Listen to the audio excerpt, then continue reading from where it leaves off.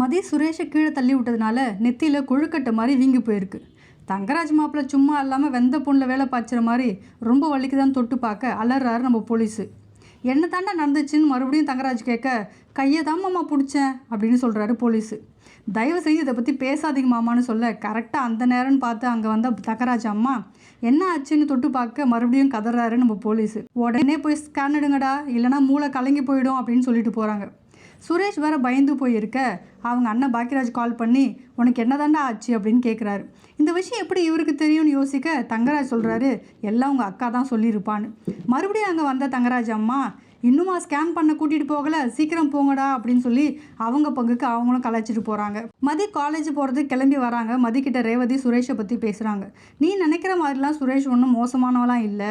ஃபஸ்ட்டே உங்களுக்குள்ளே சின்ன சின்ன பிரச்சனை இருந்துச்சு, அது சரியாகிறதுக்குள்ளே கல்யாணத்துக்கு அப்புறம் பிரச்சனை அதிகமாகிடுச்சின்னு சொல்கிறாங்க. மதி காலேஜுக்கு கிளம்பி போகிறத பார்த்த தங்கராஜ், மதி வேலைக்கு போகிறதான் பிரச்சனை, வேலை மட்டும் இல்லைன்னா அவள் உங்ககிட்ட தான் வருவா அப்படின்னு ஒரு கேவலமான ஐடியா கொடுக்குறாரு தங்கராஜ். மதி மாமனார் சுரேஷ் மதியை வீட்டுக்கு கூட்டிகிட்டு வர சொல்கிறாரு. மாமியாரோ மதி இங்கே வர வேணாம், சுரேஷ் மட்டும் வந்தால் போதும் சொல்கிறாங்க. மாமனார் தான் அதெல்லாம் அவளை அங்கே விட்டு வைக்க முடியாது, அங்கே ரேவதி மாமியார் வேறு இருக்காங்க, அவங்க வாய் சும்மா இல்லாமல் ஏதாவது பேசுவாங்க, மதியம் அதுக்கு பதில் சொல்லுவா, அப்புறம் தேவையில்லாமல் பிரச்சனை வரும்னு சொல்கிறாங்க. பாக்கியராஜ் ரேவதி வீட்டுக்கு கிளம்புறாரு. மலரும் கூட போகிறேன்னு சொன்னால் விடுவாங்களா, அதனால மலர் ஸ்கூலுக்கு போகிறேன்னு போய் சொல்லிட்டு ரேவதி வீட்டுக்கு போகிறாங்க.